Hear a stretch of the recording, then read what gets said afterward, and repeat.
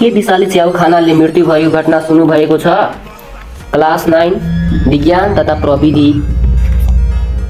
खाने च्याउ र विषालु च्याउ इडिबल्स एन्ड पोइजनस मशरूम। प्रत्येक वर्ष विषालु च्याउ खाएर मानिसको अकाल नै ज्यान गएका घटनाहरू विभिन्न सञ्चारका माध्यमबाट सुनिन्छ। जङ्गलमा पाइने च्याउलाई खान हुने र खान नहुने विषालु छुट्याउन गाह्रो हुन्छ।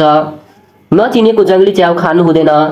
आफूले चिनेको वा खान योग्य भनी प्रमाणित च्याउहरू मात्र खानुपर्छ।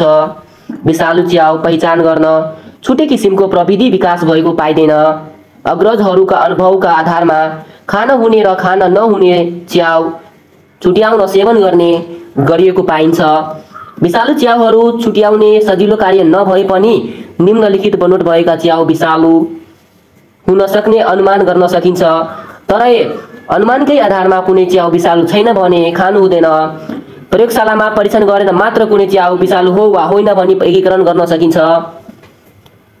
क नम्बर हल्का खरो रङको च्याउ, ख नम्बरमा सेतो गिल्स भएको च्याउ, काण्डमा रिङ भल्भा भनेको च्याउ, रातो रङ भएको च्याउ, रातो काण्ड वा पाइलस भएको च्याउका किरा नलागेको चिलो पाइलस भएको च्याउ, च्याउको पाइलस हल्का थिच्ला पहिलो रङ आउने च्याउ।